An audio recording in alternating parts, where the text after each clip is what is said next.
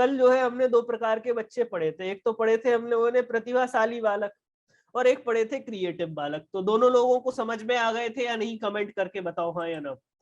तो प्रतिभाशाली और जो सृजनात्मक बालक थे वो दोनों आप लोगों को समझ में आ गए थे या नहीं, है ना। तो मनीष एक बात बताओ कि प्रतिभाशाली बालकों में और सृजनात्मक बालकों में अगर मैं जनरली कंसीडर करूं, ये जो दोनों बालक होते हैं इन दोनों में आईक्यू ज्यादा किसका होता है? इन दोनों बालकों में आप लोगों का आईक्यू जो होता है आप लोगों के किसका ज्यादा होता है भाई? गिफ्टेड बच्चों का ज्यादा होता है, यानी कि प्रतिभाशाली बच्चों का ज्यादा होता है। और क्रिएटिव बच्चे जो होते हैं वो कंपैरेटिवली गिफ्टेड की तुलना में दोस्तों थोड़े से स्लो माने जाते हैं। बट इसको क्या मैं 100% बोल सकता हूँ?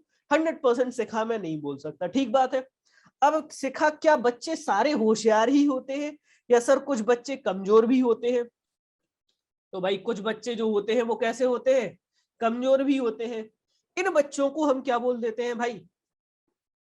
आप लोगों के मंद बुद्धि बालक। और इंग्लिश में शुभेंद्र इनको क्या बोलेंगे? स्लो लर्नर बालक। ऐसे बालक जो दोस्तों यहाँ पर सीखने में कैसे हैं?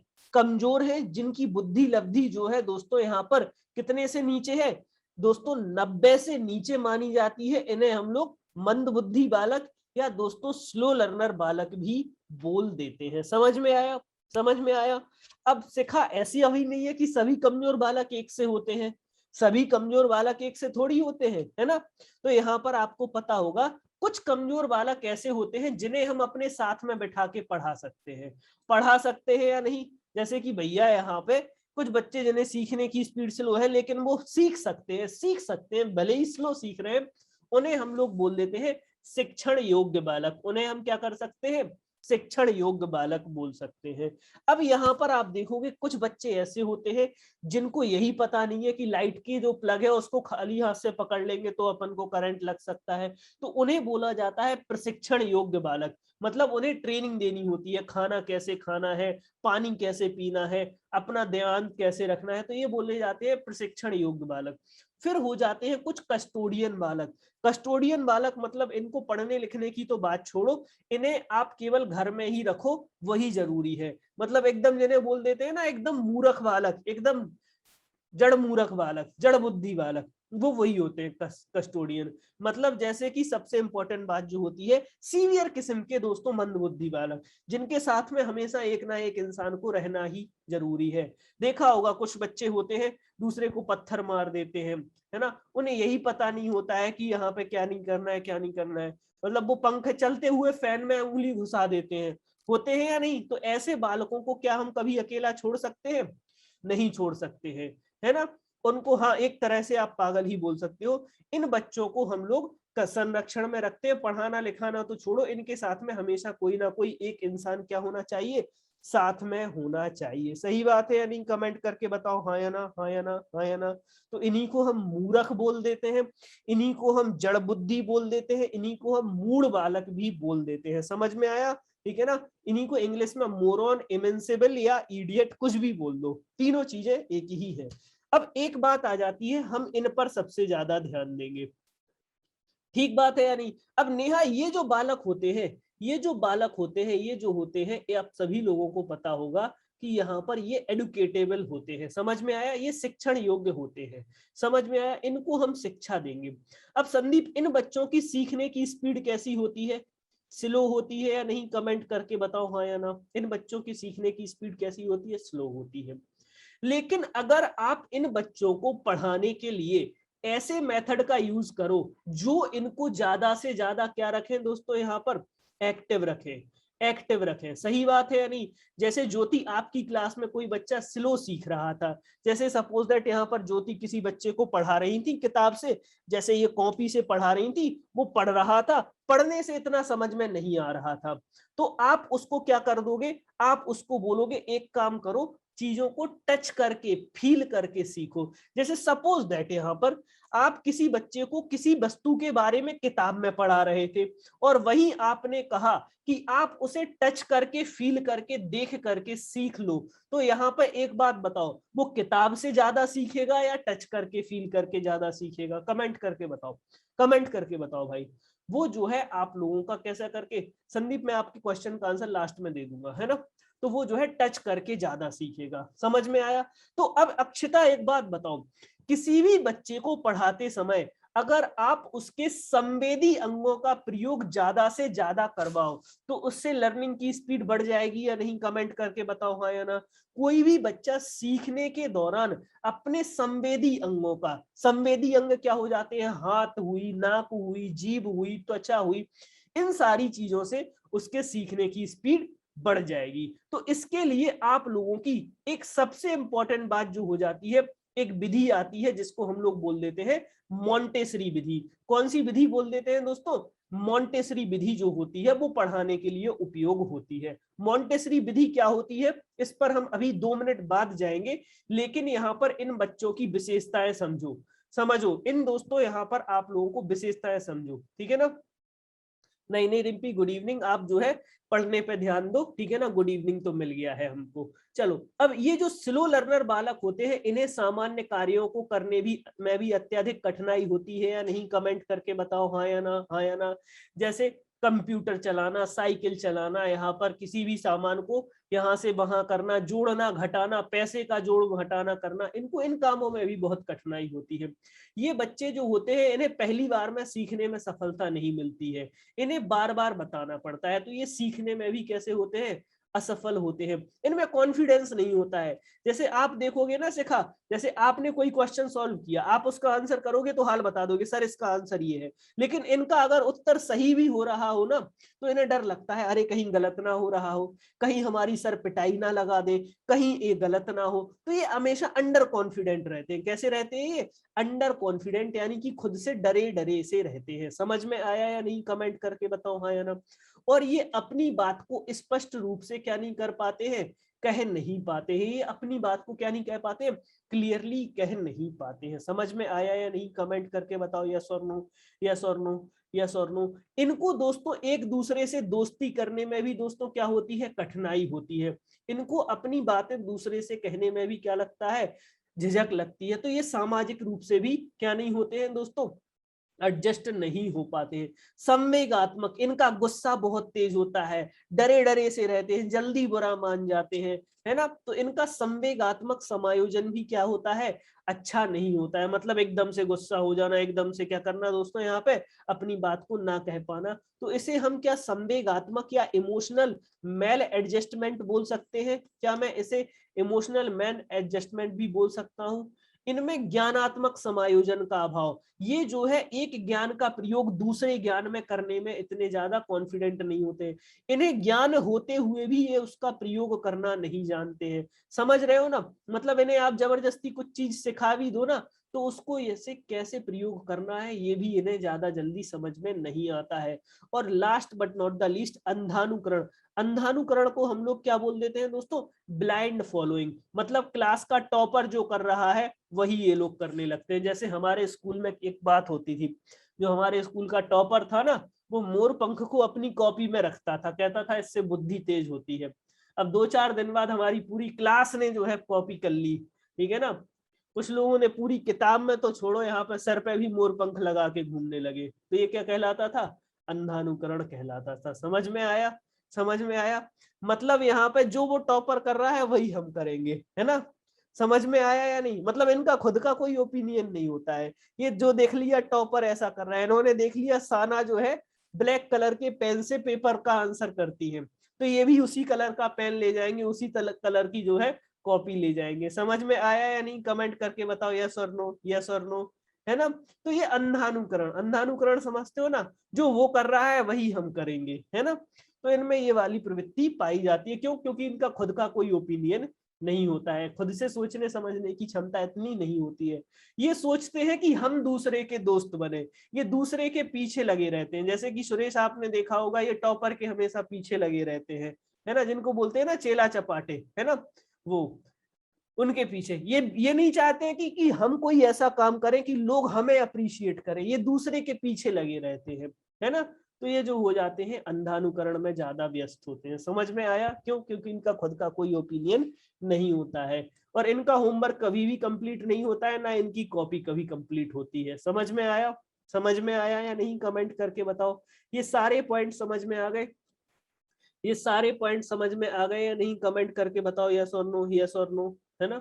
चलो अब यहाँ पर बात आ जाती है, सर मंदबुद्धि बालक होता क्यों है। देखो यहाँ पर आप देखोगे सबसे इंपॉर्टेंट बात जो हो जाती है, मंदबुद्धि बालक होने का सबसे पहला कारण हो जाता है दोस्तों यहाँ पर आप लोगों का आनुवांशिकता, क्या, हेरिडिटी। आप लोगों को जब मैंने हेरिडिटी पढ़ाई थी, एक स्वस्थ बालक में कितने गुणसूत्र होते हैं, 23 जोड़े होते हैं गुणसूत्रों के। कितने गुणसूत्र होते हैं, 23 जोड़े होते हैं, या संख्या में बोल सकते हो 46 इनकी संख्या होती है।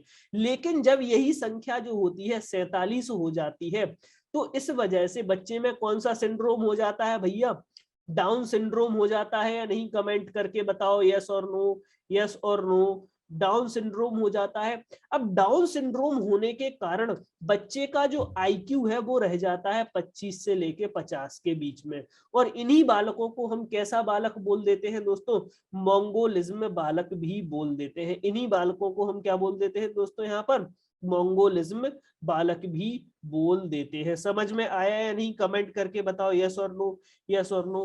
तो यहाँ पर ये जो हो जाता है आप लोग का मोंगोलिज्म बालक कहलाते हैं। अब आप लोग बोलोगे सर यहाँ पर ये क्रेटिनिज्म क्या होता है। देखो क्रेटिनिज्म जो हो जाता है शरीर में दोस्तों यहाँ पर प्रोटीन की कमी के कारण, ठीक है ना, इसका जो दिमाग पर प्रभाव है दोस्तों यहाँ पर वो भी क्या होता है, काफी ज्यादा पड़ता है। इस वजह से दोस्तों यहाँ पर आप सभी लोगों को पता होगा कि शरीर से विचित्र तरह की गंध आना, शरीर का कांपना, शरीर का एकदम से कमजोर हो जाना, ये सारी चीजें देखने को मिलती है। तो आप केवल इसको सीख लेना, बाकी इन तीनों को पढ़ लो, याद करने की जरूरत नहीं है, सीटेट में आज तक नहीं पूछे गए हैं, लेकिन ये इंपॉर्टेंट है, बस ये इंपॉर्टेंट है। बाकी ये तीनों को आप सुन लो, पढ़ लो। एक हो जाता है सर हाइड्रोसेफली। हाइड्रोसेफली में जो होता है तो आप देखोगे सिर का आकार जो हो जाता है वह कैसा होता है, सामान्य से बड़ा हो जाता है। कैसा हो जाता है, सामान्य से बड़ा। और माइक्रोसेफली में इसका जस्ट उल्टा होता है। इसमें शिखा सिर का आकार कैसा रह जाता है, इसमें सिर का आकार कैसा रह जाता है, शिखा छोटा रह जाता है। समझ में आया या नहीं, है ना। तो इसमें सिर का आकार जो होता है दोस्तों कैसा रह जाता है, छोटा रह जाता है। इस वजह से बच्चे की बुद्धि का क्या नहीं हो पाता है, सही तरीके से विकास नहीं हो पाता है।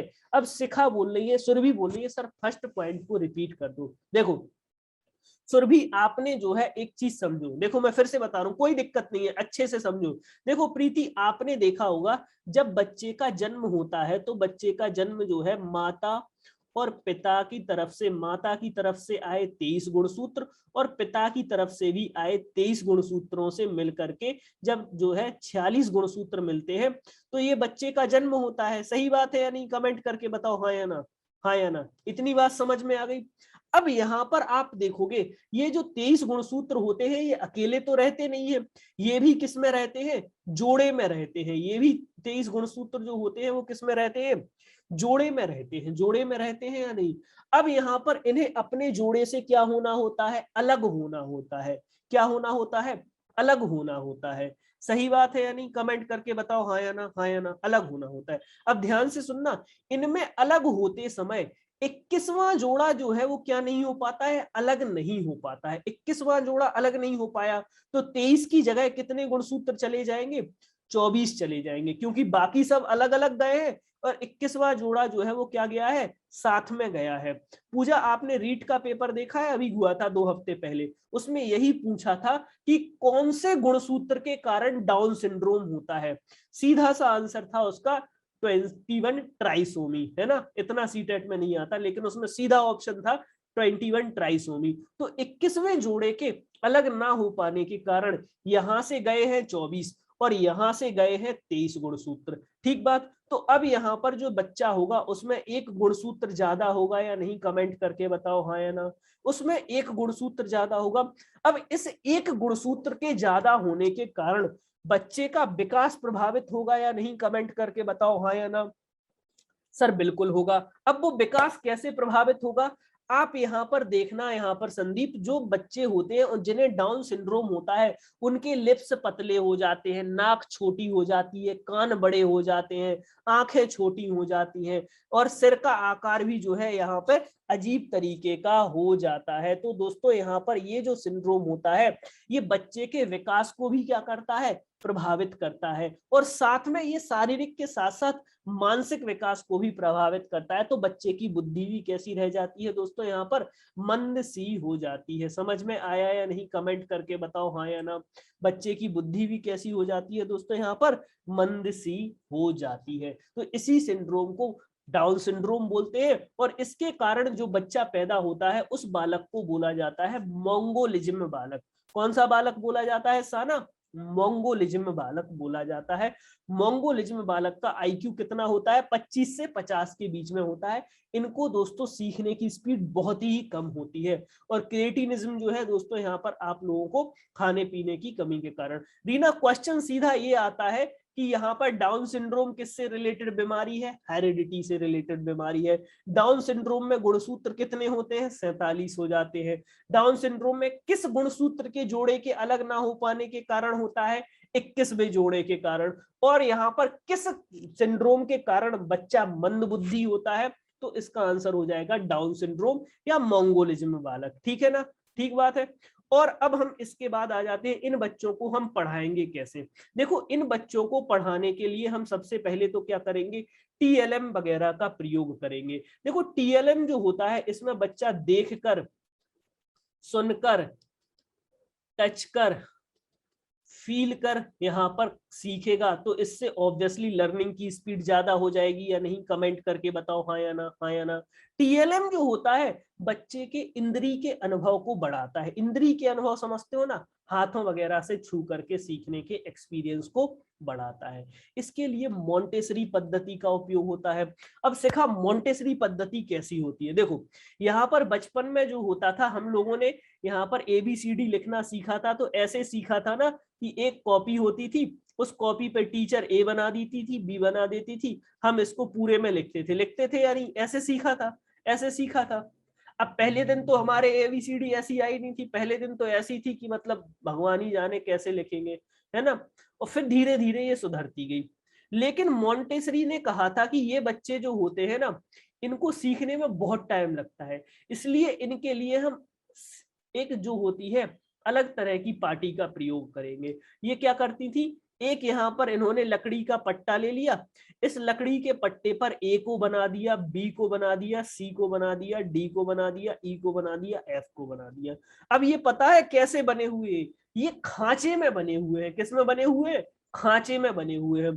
अब इन खांचों में बच्चा जो है अपनी उंगलियां घुमाएगा। जैसे ये जो है यहाँ पर एक स्लेट हो गई, इस स्लेट पे ABCD के खांचे कटे हुए हैं। इसमें अब जब मैं अपनी उंगलियां घुमाऊंगा, पेंसिल घुमाऊंगा, पेन घुमाऊंगा, तो इससे मेरे हाथों पे कंट्रोल बढ़ेगा या नहीं, कमेंट करके बताओ हाँ या ना। मैं A को बनाना, B को बनाना, C को बनाना सीख जाऊंगा या नहीं, कमेंट करके बताओ हाँ या ना, हाँ या ना। जैसे मीनाक्षी आप एप बना हुआ है उसमें अपनी उंगली घुमा रही हो ऐसे ऐसे करके, तो आप उसमें फिर अपनी वो चौक को फंसा के घुमा रही हो। तो इस विधि से बच्चा कॉपी की तुलना में जल्दी सीखेगा या नहीं, कमेंट करके बताओ हाँ या ना।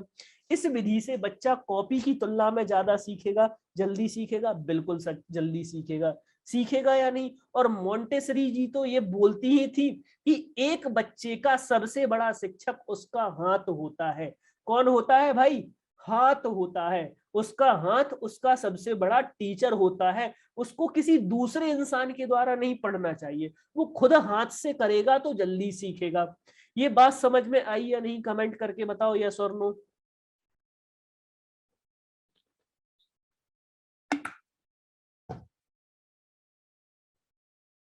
बिल्कुल।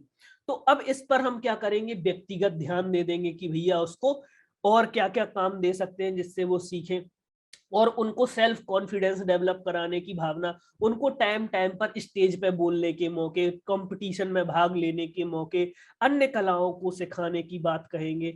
सही बात है या नहीं, कमेंट करके बताओ हाँ या ना, हाँ या ना। अब जैसे आरती, आप तो होशियार हो, देखो आरती, आरती सिखा, आप सभी लोग होशियार हो, तो आप सभी लोगों ने तो टीईटी की तैयारी कर ली। हस्तकला अभी बता रहा हूँ अमन, है ना, आप सभी ने तो टीईटी की तैयारी कर ली।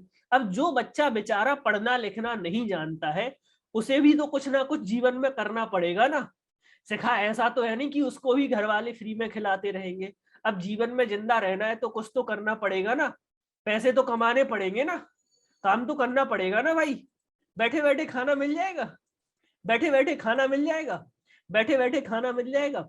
तो भाई ऐसा तो है नहीं कि भाई कोई बैठे बैठे खाना दे दे। तो इसके लिए हम उनको ऐसे काम सिखा देते हैं जिनमें ज्यादा दिमाग नहीं लगाना पड़ता है, हाथ से काम करते जाओ और अपने आप सीखते जाओ। सही बात है या नहीं, कमेंट करके बताओ हाँ या ना, हाँ या ना।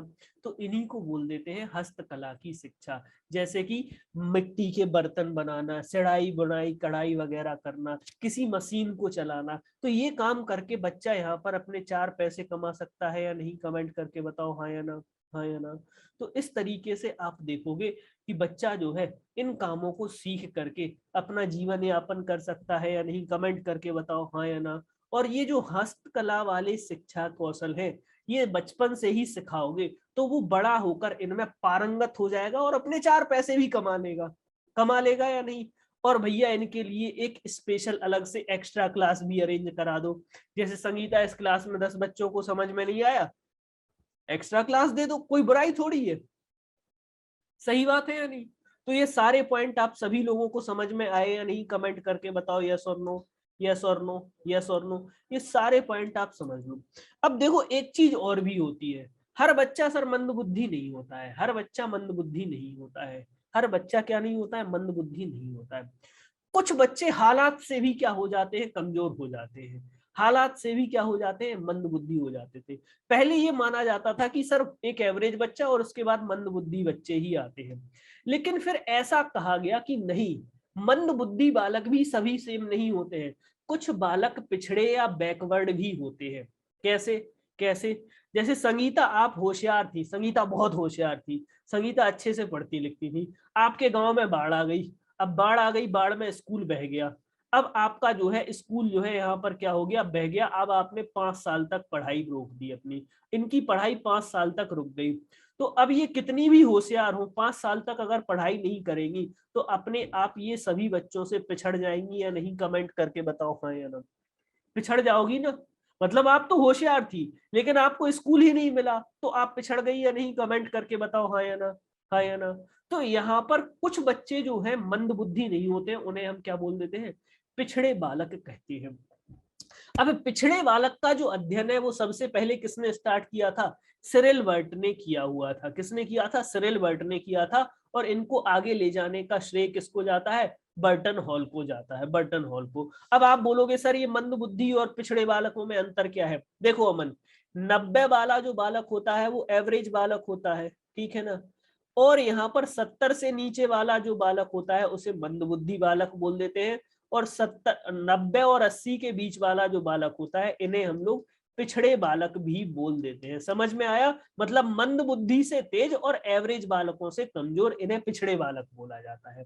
ठीक बात। अब ठीक बात, यहाँ पर पिछड़े बालक जो होते हैं वो मुख्य रूप से शैक्षिक रूप में देखे जाते हैं। कैसे, जैसे सपोज दैट शिखा, आप बचपन से ही टॉप करती थी, अच्छे स्कूल में पढ़ती थी, लेकिन फिर किन्हीं कारणों की वजह से आपकी शिक्षा रोक दी गई, तो आप अपने आप यहाँ पर क्या रह जाओगी, पीछे रह जाओगी या नहीं, कमेंट करके बताओ हाँ या ना, हाँ या ना। आप अपने आप पीछे रह जाओगी। हाँ रिम्पी, इनको जो है मैं बता रहा हूं ना, एवरेज से नीचे माना जाता है और स्लो लर्नर से ऊपर माना जाता है। समझ में आया, ये इन दोनों के बीच में वेरी करते हैं। अब ये किस कारण से होते हैं, ये एनवायरमेंट की वजह से ज्यादा होते हैं, ये एनवायरमेंट की वजह से ज्यादा होते हैं। और इनका जो परफॉर्मेंस है वो एजुकेशन में डाउन होता है, बाकी अदर काम ये आसानी से कर लेते हैं। जैसे अमन, आपकी क्लास में कई सारे बच्चे ऐसे होंगे जिनका परसेंटेज कम आता होगा, ठीक है ना, लेकिन वो यहाँ पर जीवन के अदर जो काम होते थे वो आसानी से कर लेते, खाना पीना घूमना सब कुछ कर लेते थे, कर लेते थे या नहीं, कमेंट करके बताओ हाँ या ना, हाँ या ना। तो इन्हें हम लोग कह देते हैं आप लोगों का पिछड़े बालक। ठीक बात है। अब यहाँ पर पिछड़े बालक भी जो होते हैं वो 2 प्रकार के होते हैं। एक होता है जनरल बैकवर्डनेस यानी सामान्य पिछड़ापन। ऐसे बच्चे जो सभी सब्जेक्ट में क्या होते हैं, पिछड़े होते हैं। ऐसे बच्चे जो कैसे होते हैं, सभी सब्जेक्ट में पिछड़े होते हैं। इनका स्कोर जो होता है सभी सब्जेक्ट में क्या होता है, कम होता है। इन्हें हम लोग क्या बोल देते हैं दोस्तों, यहाँ पर आप लोगों का पिछड़े बालक बोला जाता है। समझ में आया, ये सामान्य पिछड़ापन हो गया। कुछ होते हैं विशिष्ट पिछड़ापन, जो एक या दो सब्जेक्ट में पिछड़े होते हैं, जो एक या दो सब्जेक्ट में। जैसे पूजा, आपको सारे सब्जेक्ट आते हैं, बस आपका इंग्लिश में ही हाथ तंग है। वो कारण क्या है? बचपन में आपको किसी ने अच्छे से इंग्लिश नहीं पढ़ाई, इसलिए आपको अभी भी इंग्लिश में कठिनाई होती है। तो ये कहलाती है स्पेसिफिक बैकवर्डनेस या विशिष्ट पिछड़ापन। जैसे एक या दो सब्जेक्ट में पिछड़ा होना। जैसे कुछ बच्चे होते हैं ना, उन्हें सब आता है लेकिन मैथ नहीं आती है। कुछ बच्चे होते हैं ना जिन्हें सब आता है लेकिन मैथ साइंस उनसे बिल्कुल नहीं होती है। कुछ बच्चे होते हैं ना जिनसे मैथ साइंस बढ़िया हो जाता है लेकिन उनसे हिंदी नहीं होती है। एक मैं हूं जिससे मतलब सब हो जाता है लेकिन संस्कृत नहीं होती है। तो ये कहलाता है ना विशिष्ट पिछड़ापन। समझ में आया? ये शैक्षिक रूप से ज्यादा देखने को मिलता है। अब पिछड़े बालकों को पढ़ाना जो होता है इजी होता है। इनको मतलब यहाँ पर सीखना तो आता है, ठीक है ना, बट इन्हें अगर आप अच्छा वातावरण दो, अच्छे से पढ़ाओ, अच्छी पेडागोजी का यूज करो, तो आप इन्हें भी आगे ले जा सकते हो या नहीं? कमेंट करके बताओ हाँ या ना। हाँ या ना? ये एनवायरमेंट के कारण पीछे गए। हाँ बिल्कुल, जैसे अंजलि आप जो थी वो बचपन से होशियार थी, आप बचपन से होशियार थी, लेकिन मैथ पढ़ाने वाले जो गुरुजी थे वो आपको रटा रटा के पढ़ाते थे, तो आज हालत ये हो गई कि अब मैथ नहीं होती है। तो ये किसकी वजह से हुआ? ये एनवायरमेंट की वजह से हुआ या नहीं? कमेंट करके बताओ यस और नो, यस और नो। तो इन्हें बोला जाता है हम लोगों का पिछड़े बालक। अब यहाँ पर एक और बालक आ जाते हैं, एक और बालक जो यहाँ पर मैं लिखना यहाँ पर, ठीक है ना, भूल गया, आप इसको नोट डाउन कर लेना। इन्हें बोला जाता है दोस्तों यहाँ पर आप लोगों के कैसे बालक? वंचित वर्ग के बालक। कैसे बालक दोस्तों यहाँ पर? वंचित वर्ग के बालक। और इंग्लिश में इन्हें हम लोग क्या बोल देते हैं दोस्तों यहाँ पर? Disadvantage child.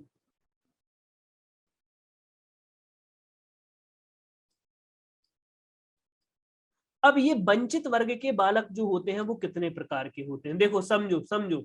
सबसे पहले हो जाते हैं आर्थिक रूप से वंचित बालक। कैसे बच्चे दोस्तों? आर्थिक रूप से वंचित बालक, यानी कि फाइनेंशियली डिसएडवांटेज्ड ग्रुप के बच्चे, ठीक है ना। ऐसे बच्चे जो कैसे हैं? आर्थिक रूप से वंचित हैं। आर्थिक रूप से वंचित बालक जो होते हैं वो ऐसे बालक होते हैं जिनके दोस्तों यहाँ पर क्या होता है? घर में, ठीक है ना, यहाँ पर धन संसाधन की क्या होती है? कमी होती है। और वो जो सामान्य बच्चा जिन सुविधाओं को क्या कर रहा है, ले पा रहा है, वो इनसे क्या रह जाते हैं? पिछड़ जाते हैं। इन्हें हम लोग वंचित वर्ग के बालक बोल देते हैं। एक हो जाते हैं आप लोगों के सामाजिक रूप से वंचित बालक। सामाजिक रूप से वंचित बालक, सामाजिक रूप से वंचित बालक में कौन कौन आ जाता है? शिखा, जैसे किसी के बचपन में ही माता पिता चल बसे हो। अनाथ बालक बोल सकते हैं, जिनके माता पिता का बचपन में ही तलाक हो गया हो, जिनके माता पिता में से कोई एक ना हो, है ना। तो इन्हें सामाजिक, मतलब इन बच्चों को वो सामाजिक लाड़ प्यार और वातावरण नहीं मिला है जो एक सामान्य बच्चे को मिलना चाहिए था। समझ में आया या नहीं? कमेंट करके बताओ यस और नो, यस और नो। ये सामाजिक रूप से वंचित बालक हो जाते हैं। और एक हो जाते हैं आप लोगों के शैक्षिक रूप से वंचित बालक। जैसे पूजा, हम सभी को बचपन से सब स्कूल में ले हुए, घर से ज्यादा दूर स्कूल नहीं था, ज्यादा दूर कोई दिक्कत नहीं थी, हम आराम से जाते थे, पढ़ते थे, खेलते थे, खाते थे, घूमते थे। बट ऐसे बच्चे जिनके गांव में ही स्कूल नहीं था, जिनके एरिया में ही स्कूल नहीं था, पैसा खूब था, पैसा इतना था, दिन भर खाते थे, कोई टेंशन नहीं थी, मम्मी पापा तो छोड़ो, घर में इतने लोग थे कि दिन भर खेलते थे, सब था, लेकिन स्कूल नहीं था गांव में, तो ये कहलाते थे शैक्षिक रूप से वंचित बालक। समझ में आया? जैसे गांव के बच्चे, पिछड़े इलाकों के बालक, आदिवासी बालक बोल सकते हो, तो इन्हें हम लोग शैक्षिक रूप से वंचित बालक बोल सकते हैं। अब आपको एक चीज पता है संदीप, भारत जो है यहाँ पर सभी, भारत का संविधान जो है सभी के हितों का ख्याल रखता है। तो इन बच्चों के लिए भारत सरकार ने क्या किया है? इन बच्चों के हितों को ध्यान में रखते हुए सरकार ने क्या किया है, ठीक है ना, रिजर्वेशन हुआ इनके लिए, उच्च शैक्षिक संस्थाओं में सीटें रिजर्व हुई, इन सारी चीजों का क्या रखा हुआ है? ध्यान रखा हुआ है। तो डिसएडवांटेज चाइल्ड में आप देखोगे कौन कौन आ जाते हैं। डिसएडवांटेज चाइल्ड में आप लोगों को मैं यहाँ पर लिख देता हूं, इसमें आप लोगों के ईडब्ल्यूएस बच्चे, ओबीसी, ठीक है ना, एससी, एसटी और रिलीजियस माइनॉरिटीज, ये सारे जो बच्चे होते हैं ये डिसएडवांटेज ग्रुप में आ जाते हैं। समझ में आया? समझ में आया? ठीक है ना, इसमें EWS, OBC, SC, ST, minorities वाले बच्चे और रिलीजियस माइनॉरिटीज वाले बच्चे, सभी बच्चे आ जाते हैं। समझ में आया या नहीं? कमेंट करके बताओ यस और नो, यस और नो। नहीं, फ्रीडम फाइटर वाले नहीं आएंगे इसमें, है ना, फ्रीडम फाइटर वाले जो होते हैं वो इसमें रिस्पेक्ट के थ्रू आते हैं। ईडब्ल्यूएस यानी कि economically backward section, economically backward section. समझ में आया? समझ में आया? तो इन सभी बच्चों को हम लोग किस में पढ़ लेते हैं? डिसएडवांटेज ग्रुप वाले बच्चों में पढ़ लेते हैं। तो आप सभी लोगों को ये सारे बालक समझ में आ गए होंगे, सभी बच्चे समझ में आ गए। अब हम जो है इन सभी बच्चों को क्या करते हैं, एक साथ, ध्यान से सुनना, ध्यान से सुनना, एक मैं बड़ी प्यारी बात बोलने जा रहा हूं, सभी लोग इसको सुनना। भारत जो है यहाँ पे इतना रईस देश नहीं है कि अक्षता, ठीक है ना, ईडब्ल्यूएस वाले बच्चों को अलग स्कूल खोल दे, ओबीसी वाले बच्चों को अलग स्कूल, एससी वाले बच्चों को अलग स्कूल, और सबके लिए अलग अलग स्कूल खोल दे। अब ऐसा होता तो एक गांव में ही कम से कम 10 स्कूल हो जाते। ऐसा करते अगर तो एक गांव में ही 10 स्कूल हो जाते या नहीं? कमेंट करके बताओ हाँ या ना, हाँ या ना, हाँ या ना। तो इससे बचने के लिए आप देखोगे सरकार ने क्या किया है, टाइम टाइम पर दोस्तों यहाँ पर आप लोगों को, ठीक है ना, इंक्लूसिव एजुकेशन को प्रमोट किया है। अब यहाँ पर आप बोलोगे सर ये इंक्लूसिव एजुकेशन क्या होता है? देखो यहाँ पर समावेशी शिक्षा इसको हिंदी में बोल देते हैं, खैर ये हम बाद में भी पढ़ेंगे, लेकिन अभी जस्ट इसका कॉन्सेप्ट समझ लो। इसको हम हिंदी में क्या बोल देते हैं? समावेशी शिक्षा। देखो अब इसका मतलब हो जाता है इंक्लूसिव एजुकेशन। इसका यहाँ पर आप लोगों को एक लाइन में समझा दूंगा, इसके बाद कभी नहीं बोलोगे मनीष। देखो ऐसी शिक्षा जहां एक साथ एक ही छत के नीचे एक ही शिक्षक के द्वारा एक समान वातावरण में एक ही शिक्षण व्यवस्था में सभी बच्चों को सीखने के समान अवसर प्रदान किए जाएं, उसे हम कैसी शिक्षा बोल देते हैं? समावेशी शिक्षा बोल देते हैं या नहीं? कमेंट करके बताओ हाँ या ना, हाँ या ना। जहां पर किसी भी बच्चे से किसी भी प्रकार का कोई भेदभाव ना हो। ध्यान से सुनना, एक साथ एक ही छत के नीचे एक ही शिक्षक के द्वारा एक ही शैक्षिक वातावरण में बिना किसी भेदभाव के एक ही समय पर शिक्षा दी जाए तो इसे समावेशी शिक्षा बोल देते हैं।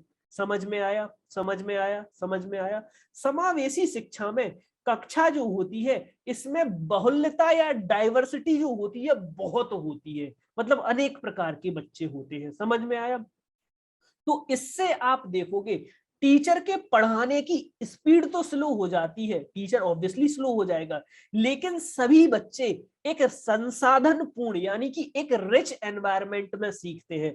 जैसे सिखा आप एक क्लास में पढ़ रही हो, वहां पे हिंदू बच्चे भी है, मुस्लिम बच्चे भी है, सिख बच्चे भी है, क्रिश्चियन बच्चे भी है। तो यहाँ पर आप अपने त्योहारों के बारे में बताओगी, वो अपने के बारे में बताएंगे, वो अपने के बारे में। तो यहाँ पे आपको सबके साथ मिलके एक रिच एनवायरनमेंट मिलेगा या नहीं? सीखने को मिलेगा या नहीं? तो इससे आप देखोगे एक रिच और डाइवर्स एनवायरनमेंट भी मिलेगा सीखने को। समझ में आया? समझ में आया या नहीं? कमेंट करके बताओ यस और नो। तो यहाँ पर आप देखोगे कि एक रिच और डाइवर्स एनवायरनमेंट का निर्माण होता है जिससे सभी बच्चे जो होते हैं मिलकर सीखने का क्या करते हैं, ठीक है ना, आप लोगों का प्रयास करते हैं।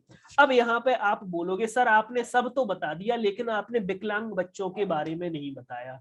आप बोलोगे सर आपने सब बता दिया केवल विकलांग बच्चों के बारे में नहीं बताया। देखो यहाँ पर अब मैं बात करता हूं यहाँ पर कैसे बच्चों की, यहाँ पर आप लोगों के हैंडीकैप्ड बच्चे या दोस्तों जो डिफरेंशियली एबल्ड बच्चे या दोस्तों विभिन्न रूप से क्या दोस्तों यहाँ पर एबल्ड बच्चे या जिनको हम लोग क्या बोल देते हैं, दिव्यांग बालक बोल देते हैं, इनके बारे में। तो देखो सबसे पहले तो आप देखोगे विकलांगता जो होती है वो आप लोगों के कई प्रकार की हो सकती है, जैसे कि आप लोग देख सकते हो सुनने में दिक्कत, बोलने में दिक्कत, है ना, चलने फिरने में दिक्कत, कई प्रकार की दिक्कत हो सकती है, ठीक है ना। लेकिन इन सभी बच्चों को सीखने का बराबर हक है या नहीं? कमेंट करके बताओ हाँ या ना, हाँ या ना। तो इसके लिए आप देखोगे भारत सरकार ने कौन सा एक्ट बनाया था? पीडब्ल्यूडी एक्ट 1995 बनाया था, जिसमें 7 प्रकार की विकलांगताओं को क्या किया गया था? शामिल किया गया था। समझ में आया? समझ में आया? समझ में आया? उसमें दोस्तों 7 प्रकार की विकलांगताएं शामिल की गई थी और ये कहा गया था कि विकलांग बालकों को 3% आरक्षण दिया जाएगा, किसमें? नौकरी वगैरह में भी और दोस्तों शिक्षा में भी। समझ में आया? और यहाँ पर अमन पूछ रहे हैं सर पीडब्ल्यूडी का फुल फॉर्म क्या होता है? तो आप लोग कमेंट करके बताओ भाई पीडब्ल्यूडी का फुल फॉर्म क्या होता है? आप बताओ भाई।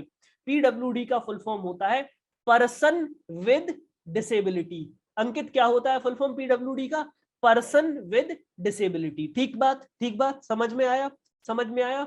तो 1995 में केवल 7 प्रकार की विकलांगताएं जोड़ी गई थी। फिर इसमें सुधार कब किया गया था?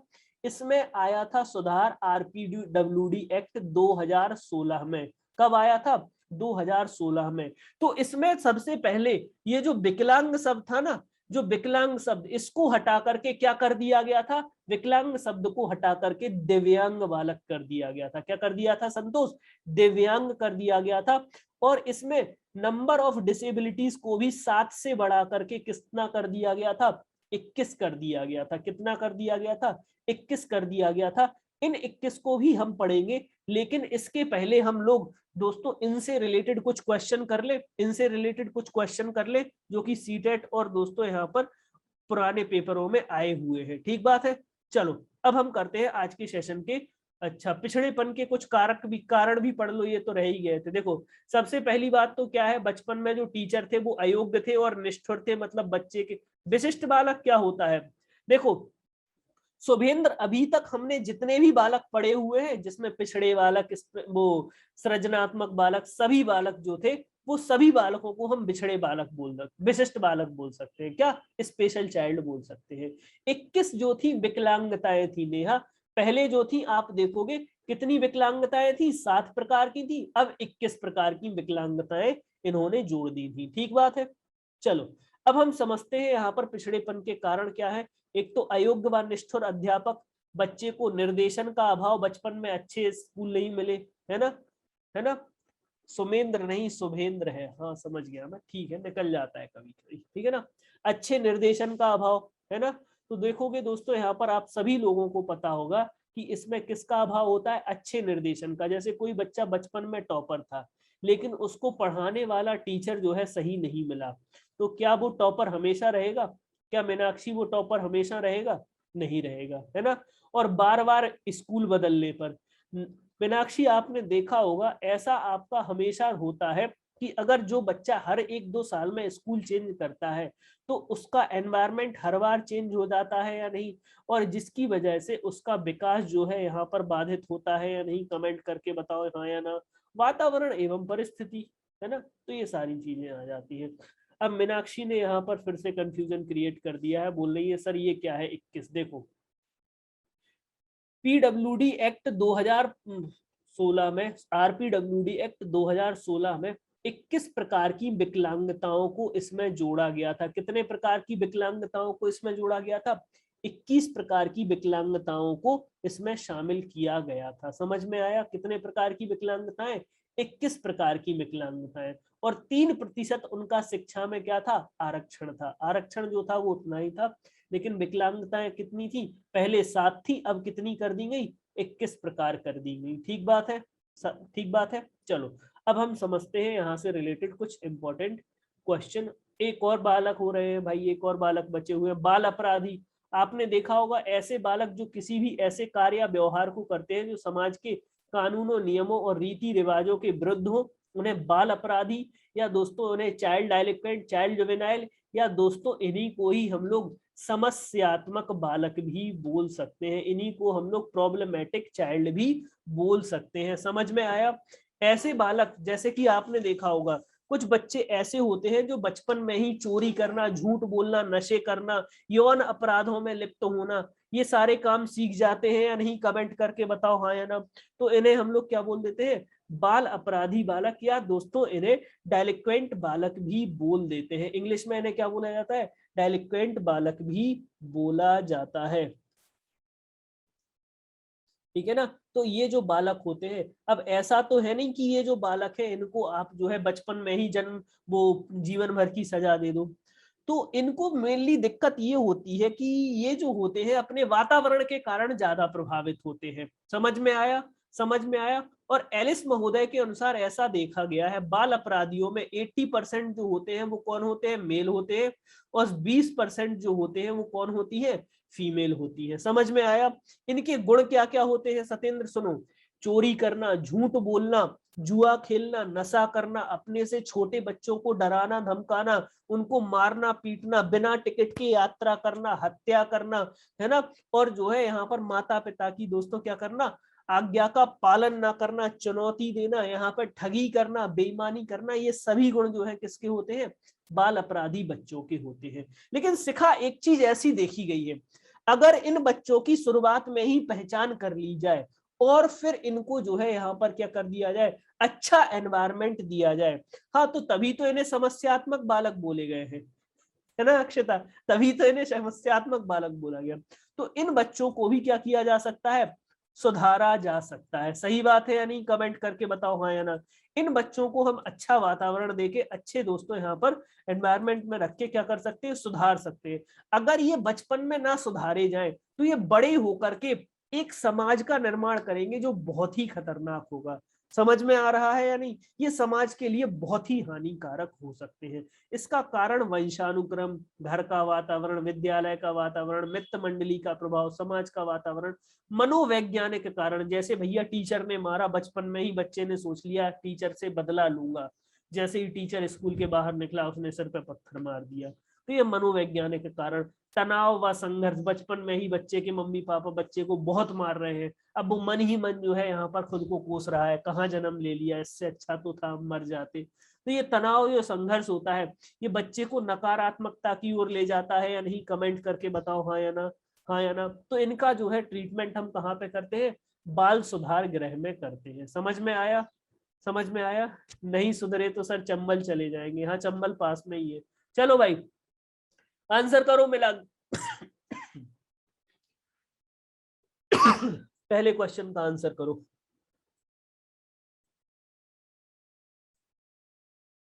देखो मीनाक्षी, मैरी एक लड़की है, मैरी जो है बहुत ही निर्गमी है, मतलब उसे क्या पसंद है? बहुत ही घूमना फिरना पसंद है। रीना पढ़ो, पहले क्वेश्चन पढ़ो, रीना क्वेश्चन पढ़ो। मैरी एक लड़की है जिसे क्या पसंद है? बहुत ही घूमना फिरना पसंद है। She is an exceptional Bharatanatyam dancer, उसे भरतनाट्यम बहुत अच्छे से आता है, बट जो है उसके स्कूल में नंबर बहुत कम आते हैं। तो उसके लिए किस शिक्षण विधि का प्रयोग करोगे? भ्रमण विधि या आमोद विधि या ब्रेन स्टॉर्मिंग विधि? ब्रेन स्टॉर्मिंग विधि को हम बोल देते हैं विचार विमर्श करना, जिसको हम बोल देते हैं ना यहाँ पर ग्रुप डिस्कशन करना। ग्रेड एक्सेलरेशन या व्यक्तिगत शिक्षण, इसको हम करवाएंगे भ्रमण विधि से। क्यों? देखो उसे पसंद क्या है? घूमना पसंद है। अगर घूमने वाले पसंद के बच्चे को आप भ्रमण विधि से पढ़ाओगे तो उसका सीखने में दोस्तों इंटरेस्ट बढ़ेगा या कम होगा?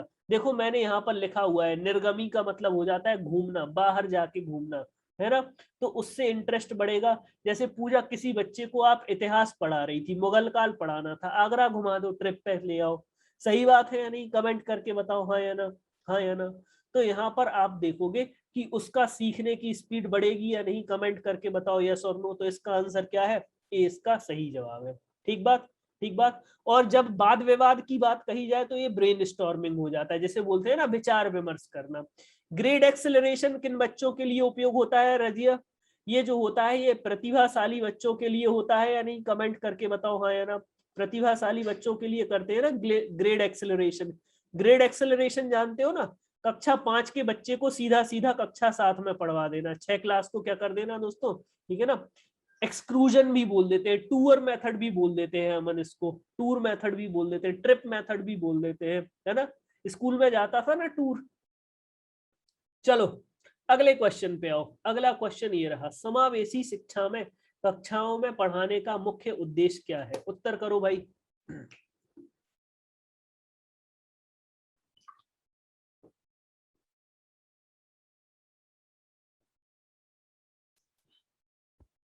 बिल्कुल, बहुत सही, बहुत सही।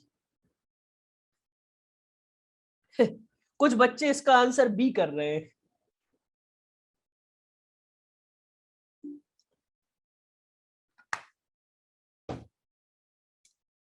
इसका आंसर क्या है? केवल सी इसका सही जवाब है। ठीक है ना? जहां पर सभी बच्चे जो क्या कर सके, अपने दिमाग का विकास कर सके, चिंतन शक्ति का विकास कर सके। और यहाँ पर वोकेशनल एजुकेशन किस में आएगी? शिखा, वोकेशनल एजुकेशन किस में आएगी? व्यवसायिक शिक्षा किस में आएगा? हाँ रिम्पी आपका सही है। मोनिका, वोकेशनल एजुकेशन किस में आएगी? बिल्कुल नौकरी वगैरह के लिए, जैसे ITI हुआ, कंप्यूटर के कोर्स हुए, ये ऐसे कोर्स होते हैं ना जिनको करके आप हाल नौकरी कर सकते हो, इन्हें व्यवसायिक शिक्षा कह देते हैं। ऐसी शिक्षा जो बच्चे को रोजगार के लिए प्रेरित करे उसे वोकेशनल एजुकेशन या व्यवसायिक शिक्षा बोल देते हैं। ठीक बात है। और बी और डी ऑप्शन फालतू ऑप्शन है। अगले क्वेश्चन पे आओ। हाँ, प्रोफेशनल एजुकेशन, अरे कोई बात नहीं, आराम से करना है, यहाँ पे गलत करोगे कोई नहीं डांटेगा। फर्स्ट का आंसर बता दो। रीना आप बताओ फर्स्ट का आंसर क्या था? फर्स्ट का आंसर आपको अभी मैं बता रहा हूँ, इस क्वेश्चन को कर ले फिर बताते हैं, है ना।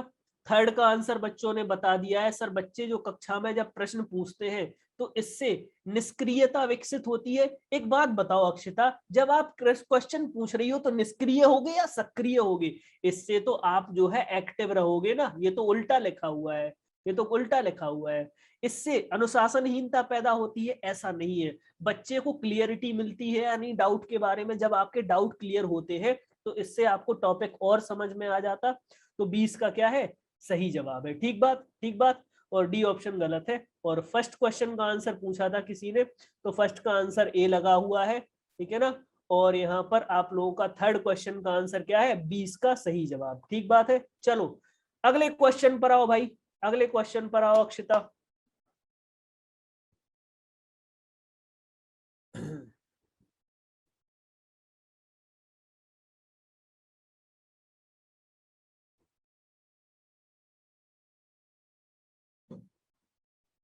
माता पिता को शिक्षा की पृष्ठभूमि और बच्चे की शारीरिक मजबूती अधिगम की प्रक्रिया में शिक्षकों का योगदान, क्या इसका सही है?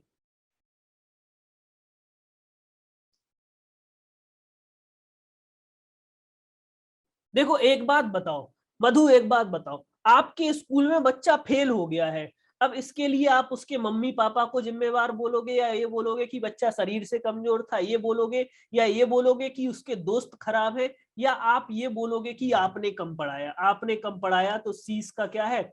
सही जवाब है। समझ में आया कि यहाँ पर टीचिंग में ही कहीं ना कहीं दिक्कत रही होगी? समझ में आया ना? समझ में आया कि टीचिंग में ही कहीं ना कहीं दिक्कत रही होगी। और साना एक बात और है, वो क्वेश्चन सबसे फेमस, बच्चा फेल हो गया किसकी जिम्मेवारी? बच्चा फेल हो गया किसकी जिम्मेवारी? अमन, किसकी जिम्मेवारी? अमन, बच्चा फेल हुआ किसकी जिम्मेवारी? टीचर की जिम्मेवारी, है ना। वाह वाह, बच्चे बोले सर बच्चा फेल हुआ है, बच्चे की ही जिम्मेवारी? नहीं, टीचर की जिम्मेवारी मानी जाती है। चलो अगले क्वेश्चन पे आओ। नेहा जरूरी ऐसा ही है, देखो बच्चा फेल हुआ है, आपकी जिम्मेवारी है, आप नहीं सिखा पाई उसे, साफ सी बात है। उनके मम्मी पापा ने तो फीस भरी थी, सरकार ने जिम्मेवारी से स्कूल भेजा, आपने ही नहीं पढ़ा पाया, वो फेल हो गया। बिल्कुल, यहाँ पर जो हमारे समान आयु वर्ग के बच्चे होते हैं, समान सामाजिक पृष्ठभूमि के होते हैं। चार का आंसर सी था नीलम, चार का आंसर सी। नीलम पांचवे का आंसर करो, क्या है? पांचवे का आंसर सभी बच्चों ने कह दिया है, उनको हम पीयर ग्रुप बोल देते हैं। क्या बोल देते हैं? Peer group. चेतना, एक क्वेश्चन में गलती है, क्या जो पीयर ग्रुप में बच्चे होते हैं वो सेम एज के होते हैं, या जो है आप लोगों के प्लस माइनस एक दो वर्ष के ऊपर नीचे हो सकते हैं? हाँ भाई, मेरी जिम्मेवारी होगी ऑब्वियसली, तभी मैं 4 बार पूछ लेता हूँ समझ में आया या नहीं, है ना। वो प्लस माइनस हो सकते हैं, जैसे सपोज दैट बचपन में अपन लोग खेलते थे ना, तो 2-4 साल उम्र बड़े बच्चे भी खेलते थे, 2-4 साल उम्र छोटे बच्चे भी खेलते थे ना, तो वो हमारे साथी ही होते थे ना। ऐसा तो नहीं होता था ना, 1 साल बड़े बच्चे को हम अंकल बोल रहे हैं, है ना, 1 साल छोटा बच्चा हमें चाचा बोल रहा है, ऐसा नहीं होता था, है ना। तो 1-2 साल ऊपर नीचे समझ में आ गया, समझ में आया, तो इन्हें हम लोग क्या बोल देते हैं? हमारा पीयर ग्रुप बोल देते हैं। ठीक बात। तो जो बच्चे हमारे समान आयु वर्ग के होते हैं, समान सामाजिक पृष्ठभूमि के होते हैं, मोहल्ले पड़ोस के लोग, वो हमारे किस में आते हैं? पीयर ग्रुप में आ जाते हैं। ठीक बात, ठीक बात। ज्योति, इसमें ये पूछा गया है, ऐसे बालक जो आपके कैसे हैं? समान एज ग्रुप के हैं और वो समान सामाजिक पृष्ठभूमि के हैं, जैसे आपके पड़ोसी के लड़के, आपके पड़ोसी की लड़की, आपके क्लासमेट, आप इन सभी के साथ में रहती हो ना, है ना। आप बचपन में इन सभी के साथ में ही खेलती थी ना, तो इन्हें हम लोग क्या बोलते हैं? इनको हम पीयर ग्रुप बोलते हैं। और ये जो है हमारे क्लासमेट भी हो सकते हैं, ये हमारे दोस्त भी हो सकते हैं, ये हमारे खेलने के साथी भी हो सकते हैं, ये हमारे सभी का समूह होता है। ठीक बात। ठीक बात। इन सभी के समूह को हम क्या बोलते हैं? पीयर ग्रुप बोलते हैं। ठीक, चले भाई अगले क्वेश्चन पे आओ। साना ने आंसर किया है सर के। अगले क्वेश्चन पे करो।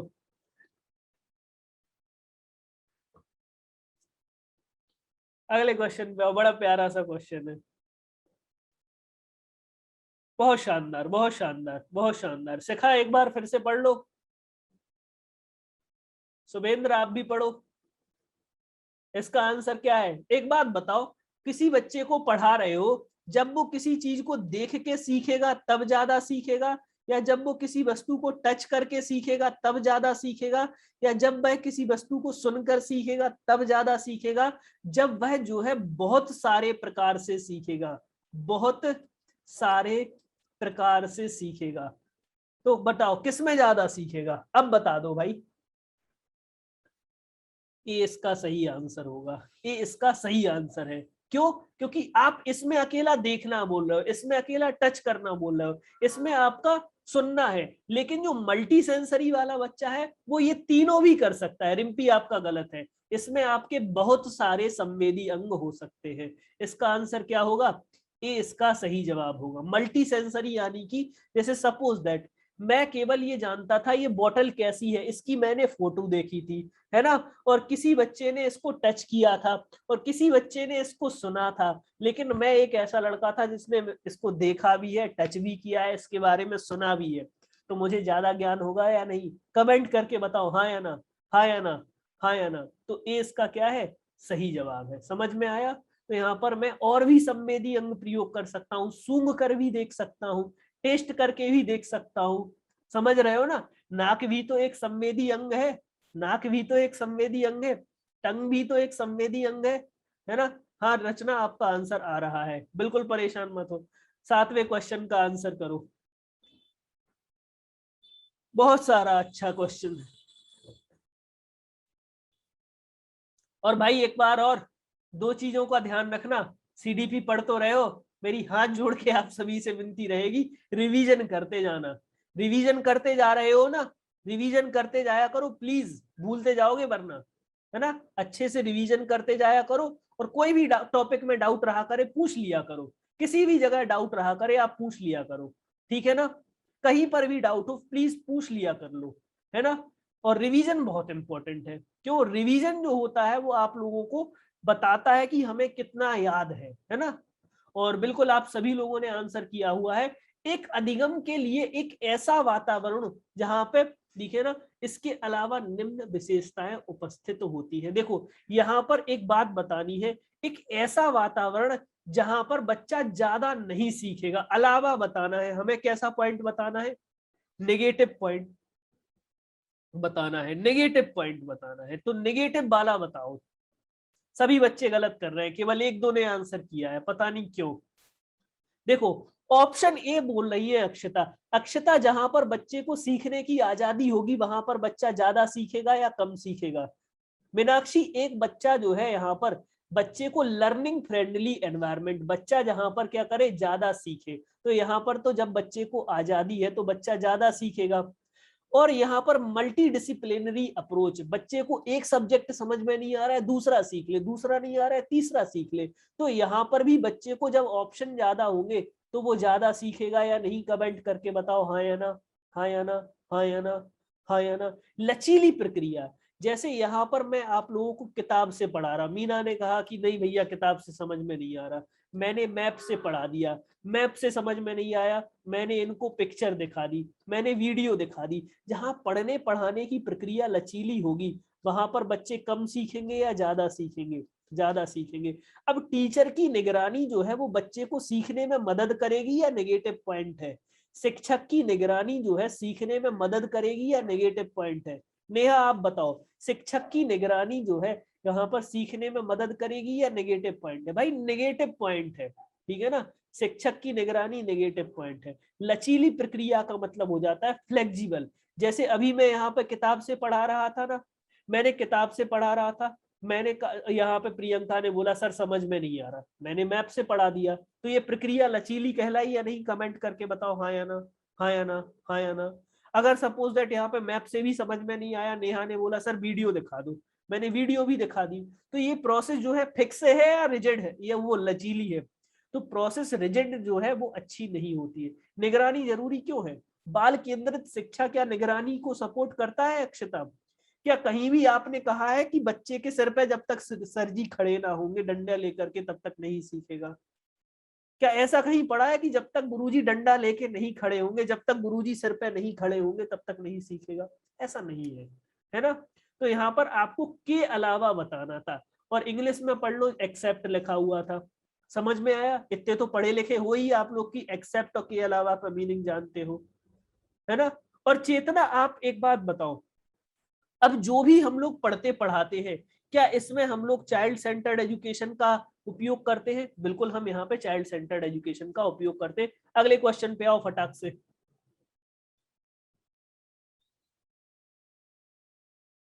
अगले क्वेश्चन पे आओ फटाक से।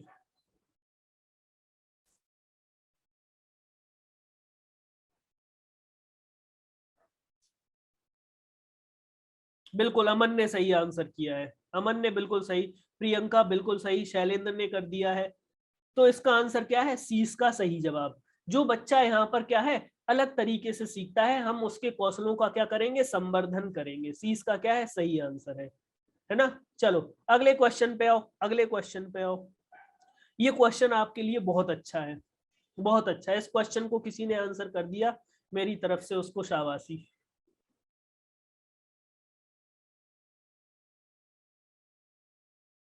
देखो, एक कक्षा में अलग अलग सांस्कृतिक पृष्ठभूमि के भी बच्चे हो सकते हैं। देखो, एक क्लास में हिंदू बच्चा भी हो सकता है, मुस्लिम बच्चा भी हो सकता है, क्रिश्चियन बच्चा भी हो सकता है, सिख बच्चा भी हो सकता है, अलग अलग सामाजिक मान्यताओं वाले बच्चे भी हो सकते हैं।